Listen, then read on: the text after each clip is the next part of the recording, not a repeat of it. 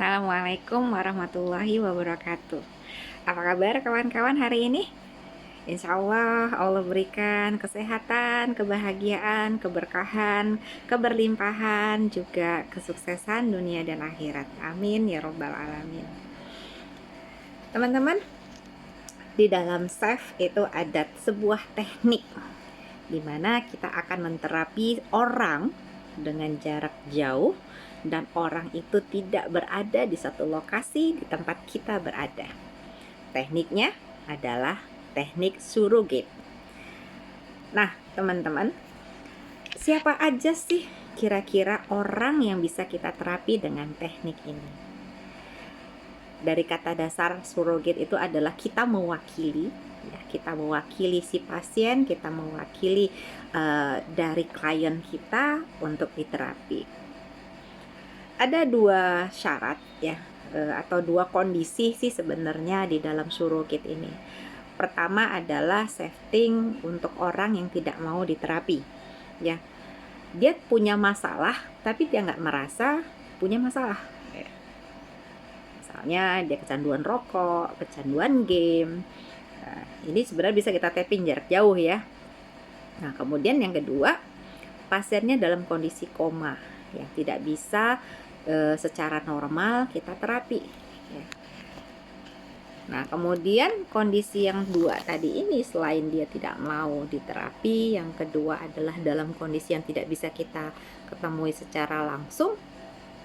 Bisa juga kita menerapi mereka ini secara diam-diam.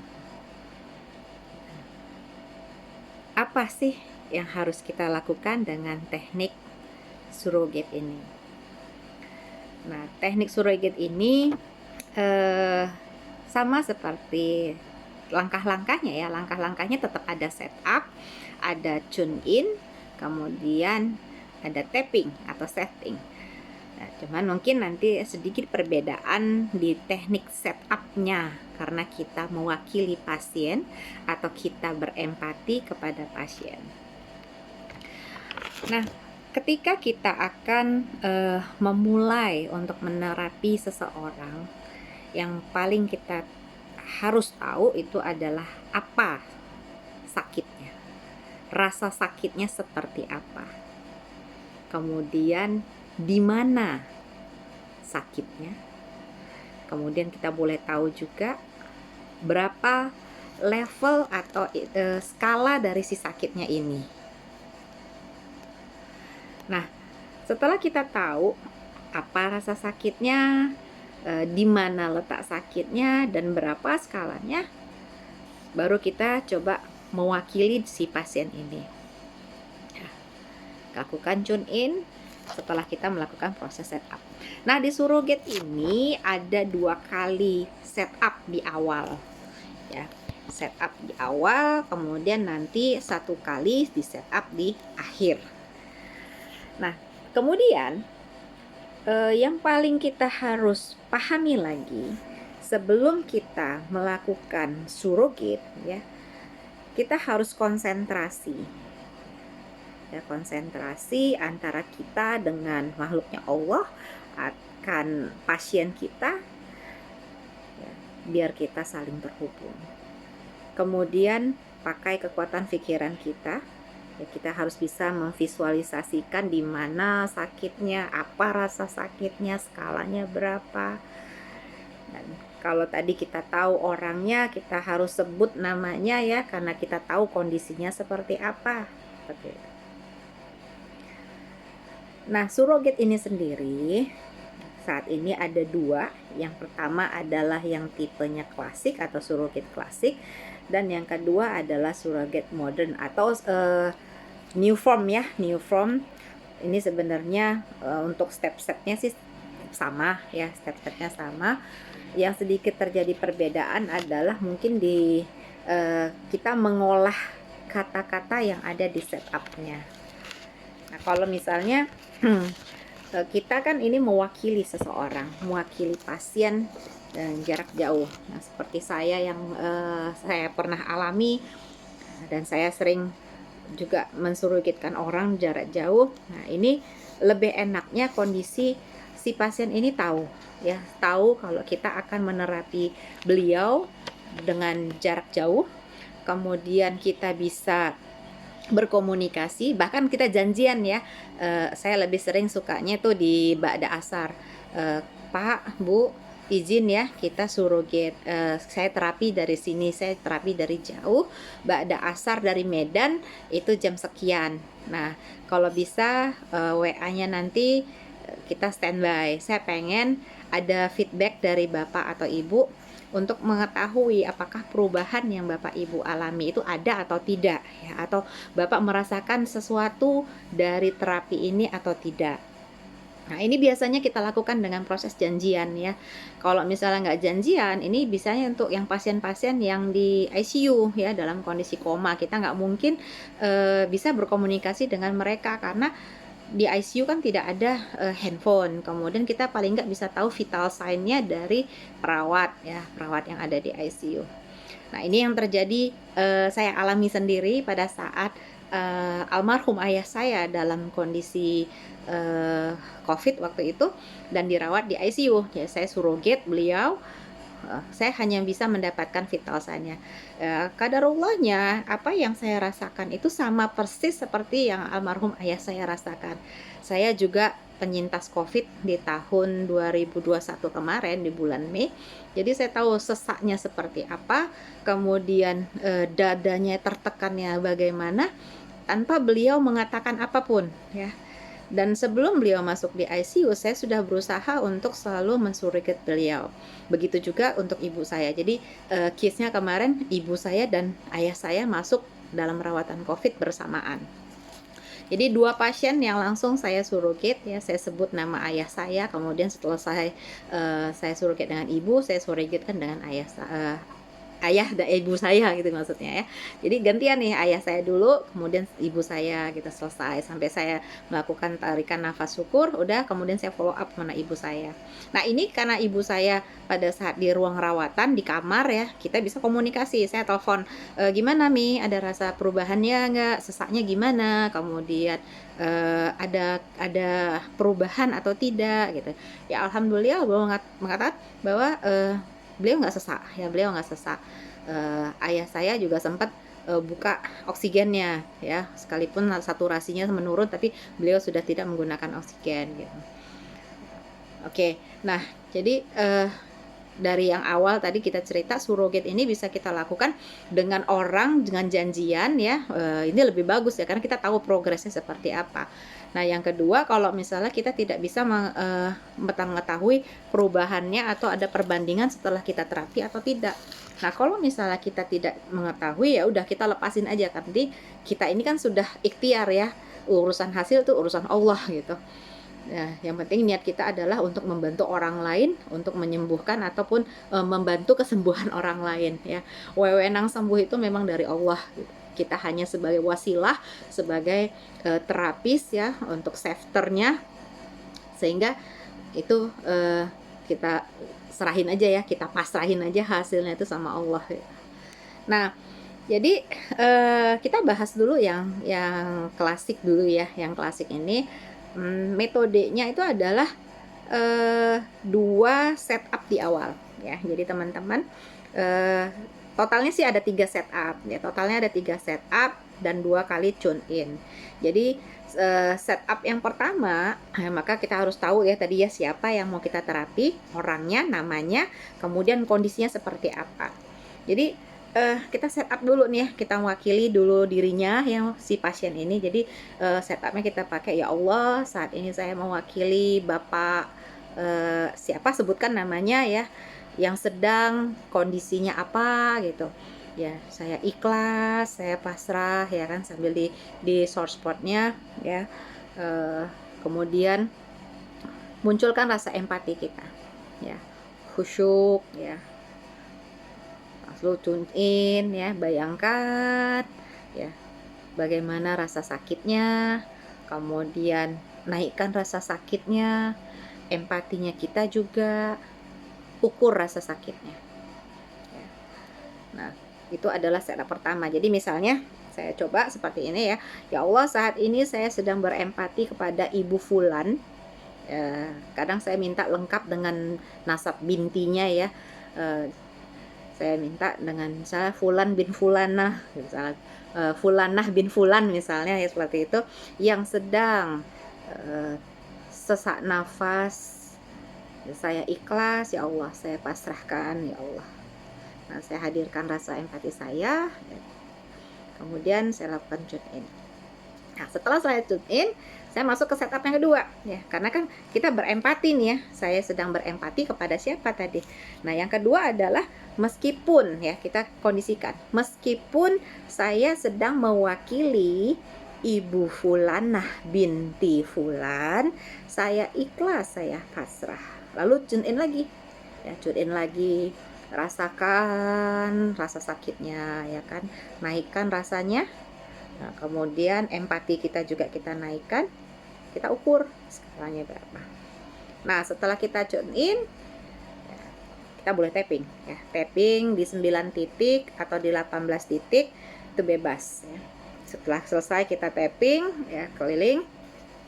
Kemudian boleh kita lakukan ini ya, kalau misalnya mau merasa satu kali aja kita sudah selesai ya, tapi sebaiknya kalau saya sih melakukan surrogate itu lengkap sebanyak 3 kali putaran ya.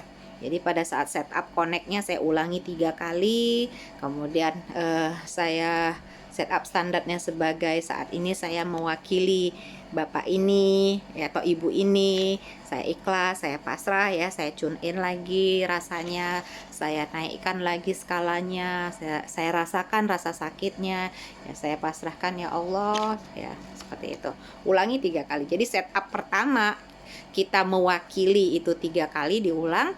Setup yang kedua ya, setup kedua tadi kan adalah walaupun saat ini saya sakit ini ya, karena kita sudah mewakili, berarti yang kita setup yang kedua itu adalah meskipun saya sedang mewakili nama yang sedang sakit, nah itu boleh seperti itu. Jadi setupnya itu kita memang saat yang kedua tadi itu adalah setup kita seolah-olah kita menjadi diri si pasien tadi ya. Lakukan 3 kali ya, kemudian kita tune in. Nah, setelah tune in kita tapping ya, tapping di 9 ataupun 18 titik. Nah, kita lihat perubahannya ya. Ini kalau misalnya kita bisa komunikasi, mungkin bisa langsung tanya ya, gimana, ada ngerasa bedanya enggak gitu ya, bisa di WhatsApp atau bisa di telepon. Nah, kalau misalnya memang belum ada perubahannya, boleh diulang beberapa kali ya. Mungkin masih terasa sakit gitu ya, dengan setupnya masih kita katakan ya Allah, saya mewakili ibu ini gitu ya, yang sedang masih terasa sakit. Nah, itu boleh, nggak apa-apa. Nah, setelah kita lakukan tapping, tanyakan kembali gimana prosesnya, perubahannya ada atau tidak. Nah, kalau memang sudah tidak ada, boleh tutup lagi ya, tutup lagi dengan setup disconnect. Nah, setup disconnect ini adalah kita memutuskan empati kita gitu ya. Jadi ya Allah, saat ini saya sudah tidak mewakili Ibu Fulanah binti Fulan. Mudah-mudahan kesembuhan dan kesehatan diberikan kepada ibu tersebut.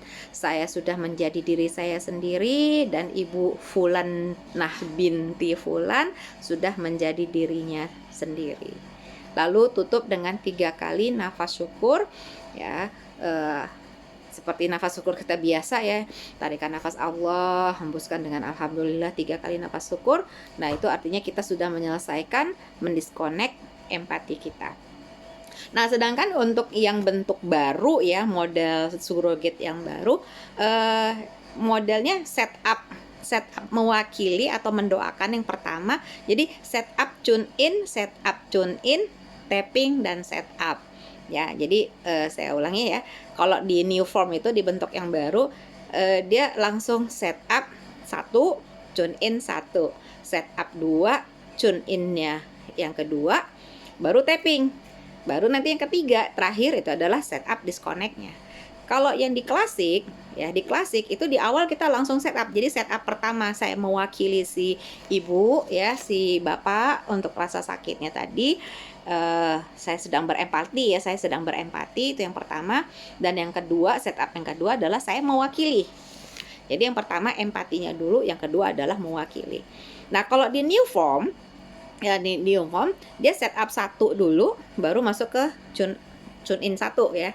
Nah, jadi contoh nih, ya Allah, saat ini saya sedang mendoakan Ibu Fulanah yang sedang mengalami sesak nafas, ya. Saya ikhlas, saya pasrah ya Allah. Nah, tune in yang pertama ya, dengan habis kita setup tadi kan kita visualisasikan rasa sakitnya. Nah, setelah kita visualisasikan rasa sakitnya, kita masuk ke setup yang kedua. Ya Allah, walaupun Ibu Fulanah sakit, sebutkan rasa apa sakitnya, beliau ikhlas menerimanya. Ya, beliau pasrah kepadamu kesembuhannya. Ya, lakukan tune in yang kedua, rasakan empati yang lebih dalam dengan yang sakit ya, dengan si ibu tadi.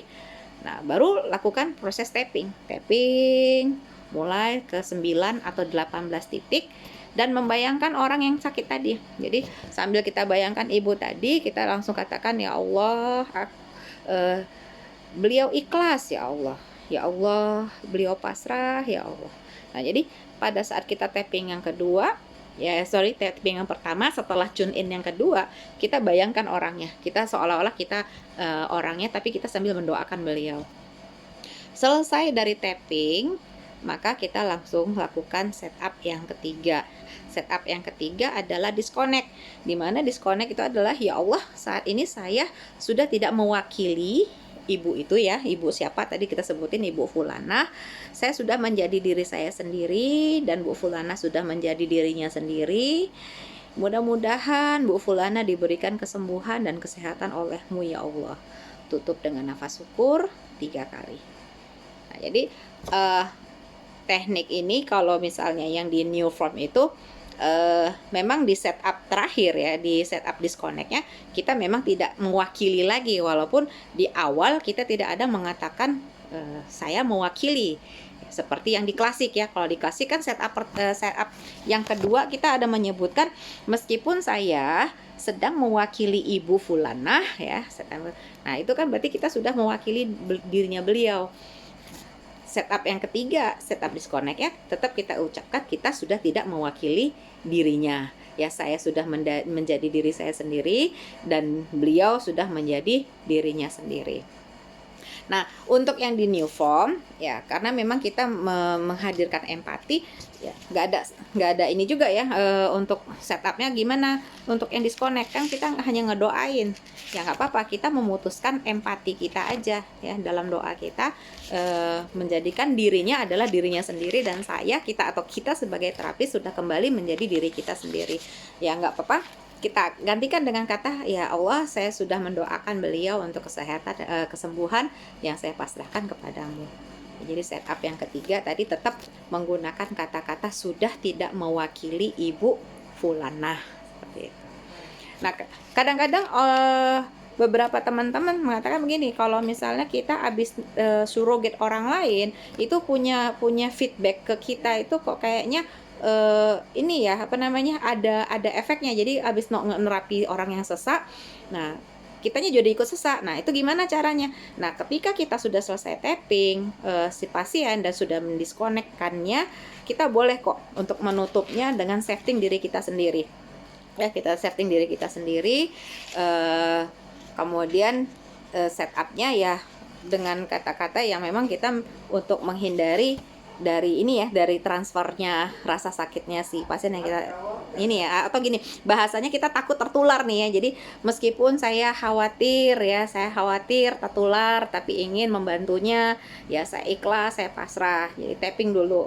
Nah, proses tapping diri sendiri ini yang sering saya lakukan sebenarnya gini, di awal-awal saya belum setting orang lain, justru saya setting diri saya gitu ya. Bukan artinya saya khawatir atau takut tertular. Kadang-kadang saya jadi suka cemas sendiri gitu ya, sembuh nggak sembuh gitu ya, walaupun saya pasrahkan sama Allah.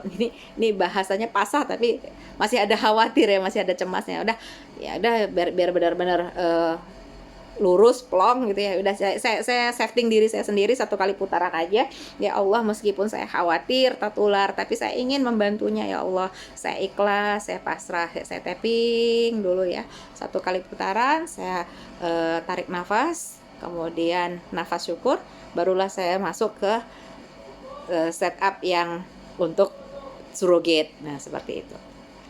Nah, mungkin itu ya teknik surrogate yang bisa saya jelaskan untuk di sesi kita hari ini. Insya Allah bermanfaat, dan praktekin ya, karena memang surrogate ini kalau mau tahu dia efektif atau enggak efektifnya itu adalah praktekin ya, praktekin, sering-sering praktekin gitu, kemudian ada komunikasi dengan si pasien sehingga kita tahu ada perubahan atau tidak. Nah, nggak usah kecil hati kalau misalnya pasiennya bilang nggak ngerasain apa-apa. Nah, kalau misalnya beliau mengatakan saya nggak ngerasain apa-apa, masih sama sakitnya, mungkin ada yang perlu kita perhatikan. Mungkin yang pertama, kita kurang spesifik mendefinisikan rasa sakitnya. Kita kurang tepat untuk menentukan di mana lokasinya, berapa skalanya. Atau mungkin seperti yang lain-lain ya, ada energi toksik misalnya di sekitar kita. Jadi memang kita kembali lagi ke kondisi sebelum kita setting. Nah, yang toksik-toksik itu kita pinggirin dulu, kita sampaikan kepada orang yang kita terapi jarak jauh, juga kita sampaikan, handphone segala macam jauhkan dulu selama terapi. Nah, baru kita lakukan proses setting. Oke, demikian yang bisa saya jelaskan untuk sesi kita hari ini. Selamat praktek, lakukan terus-menerus, bantu orang lain untuk membantu diri kita. Assalamualaikum warahmatullahi wabarakatuh.